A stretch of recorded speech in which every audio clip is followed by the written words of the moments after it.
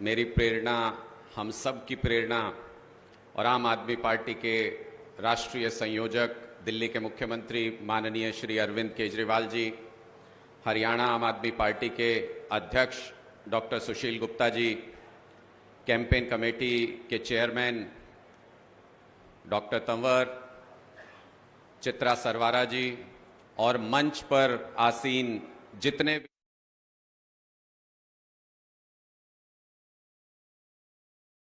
क्योंकि आप इतने दिल के करीब रहते हो, कई बार आदमी नाम ही लेना भूल जाता है।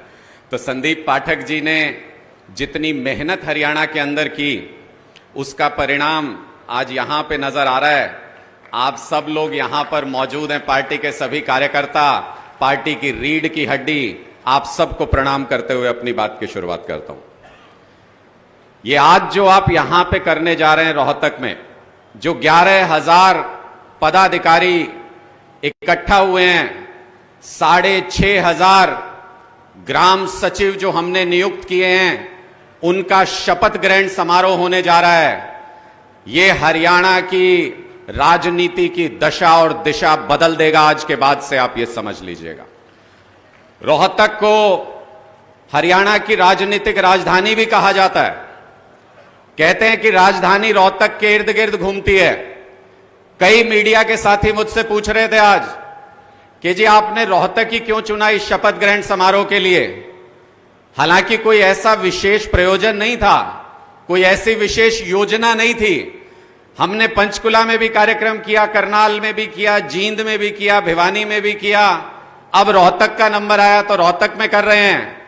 लेकिन ऊपर वाला सब कुछ कराता है। कहते हैं जो राजनीतिक राजधानी है हरियाणा की, जहां से पूरी राजनीति घूमती है हरियाणा की, वहां पर हमारा सबसे बड़ा शपथ ग्रहण समारोह होने जा रहा है, सबसे विशाल शपथ ग्रहण समारोह। कई लोग पूछते हैं हमसे, बोले जी रोहतक में रैली कर रहे हो? मैंने कहा ना, रैली नहीं कर रहे रोहतक में।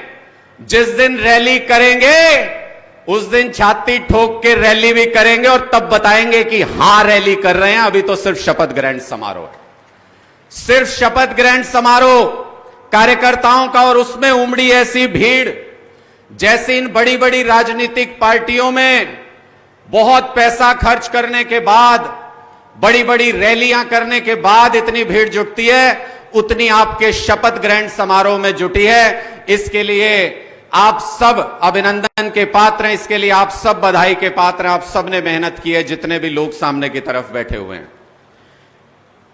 एक यहां पर कांग्रेस के कई लोग कहते हैं, अरविंद जी कहते हैं कि ये हुड्डा साहब का गढ़ है। मुझे भी एक कांग्रेसी बोला, बोले जी ये तो हुड्डा साहब का गढ़ है रोहतक। तो मैंने उनको कहा, मैंने कहा जी 10 साल का छोटा सा इतिहास है आम आदमी पार्टी का, ज्यादा नहीं है। 4 पन्ने पलट के वो इतिहास पढ़ लेना। हमारा इतिहास ही है गढ़ तोड़ने का। भगवान ने इसीलिए भेज रखा है आम आदमी पार्टी के लोगों को कि गढ़ तोड़ने हैं सारे के सारे। फिर कुछ दिन बाद वो कांग्रेसी आया मेरे पास और एक ऐसा दिलचस्प किस्सा सुना गया जो मैं आप लोगों के सामने रख रहा हूं।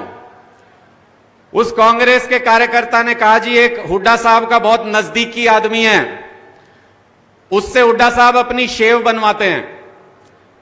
तो हुड्डा साहब ने उस व्यक्ति को बुलाया, वो शेव बना रहा था और साथ साथ आम आदमी पार्टी के बारे में बता रहा था कि हुड्डा साहब बड़ा जमीन पे आजकल चर्चा चल रहा है।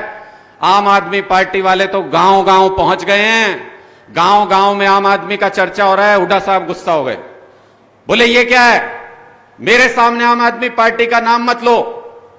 भाई इतने बड़े नेता, उसके लिए उसने कहा तो वो घबरा के चुप हो गया। अगले दिन फिर वही शेव बनाते हुए फिर बोला, मन में तो था क्योंकि गांव गांव में देख रहा है क्या हो रहा है। तो उसने कहा, हुड्डा साहब जमीन पे तो आम आदमी पार्टी का चर्चा है। हुड्डा साहब बोले, चुप, क्या करते हो, मेरे सामने आम आदमी पार्टी का नाम क्यों लेते हो?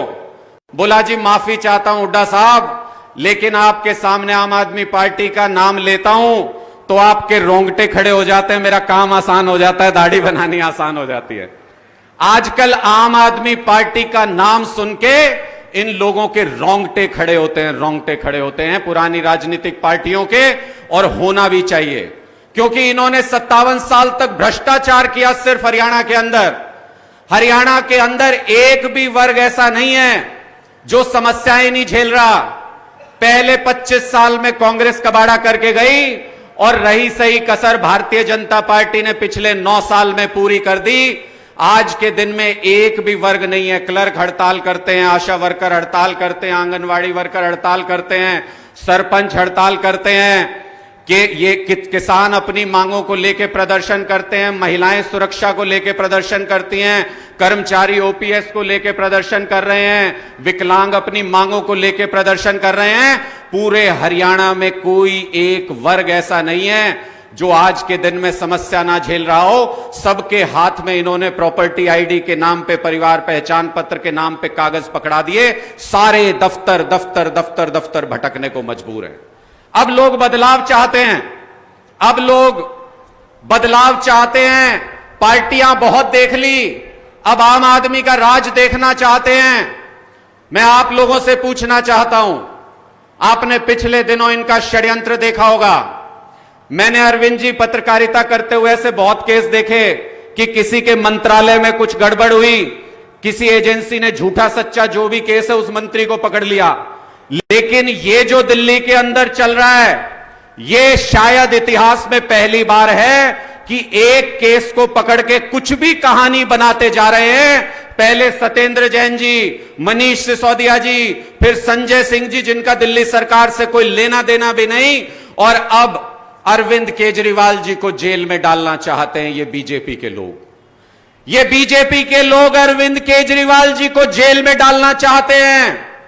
हरियाणा की माटी के लाल को जेल में डालना चाहते हैं ये लोग। इनको जवाब देना चाहते हो कि नहीं देना चाहते हो? तो फिर मुझे बताओ 2024 में किसकी सरकार बनेगी हरियाणा में? किसकी सरकार बनेगी हरियाणा में? ये जवाब अरविंद केजरीवाल जी, जो हरियाणा के लाल पे भारतीय जनता पार्टी ने षड्यंत्र रच के हमला करने की कोशिश की है, इनको मुंह तोड़ जवाब देगा हरियाणा का बच्चा बच्चा। 2024 में बीजेपी के इन लोगों की जमानत बचानी मुश्किल कर देंगे। मैं आज यहां से प्रण लेता हूं, खून पसीना एक कर दूंगा अगले 1 साल तक, और मैं चाहता हूं कि आप सब लोग भी आज यहां से जब जाएं तो ये प्रण लेकर जाएं कि खून पसीना एक कर देंगे। लेकिन हमारे नेता और हमारे नेतृत्व के ऊपर जो इन्होंने षड्यंत्र रचने की कोशिश की है, उसका इनको करारा जवाब देंगे 2024 के हरियाणा के चुनाव में। करारा जवाब देंगे इन लोगों को हरियाणा के चुनाव में। मैं इतना कहते हुए अपनी वाणी को विराम देता हूं। हमारे वरिष्ठ साथी और भी अपनी बात को रखेंगे आपके सामने। एक बार मेरे साथ बुलंद आवाज में बंद मुट्ठी करके सारे साथी भारत माता का नारा बुलंद कीजिएगा, ताकि पता चले कि आपका जोश और जुनून कैसा है। और ये बीजेपी का जो हेडक्वार्टर है प्रदेश का, वो रोहतक के अंदर ही है। आवाज वहां तक जानी चाहिए। बंद मुट्ठी करके हाथ ऊपर करके सारे साथी मेरे साथ, भारत माता की, भारत माता की, इनकलाब, इनकलाब। बहुत बहुत शुक्रिया आप सब।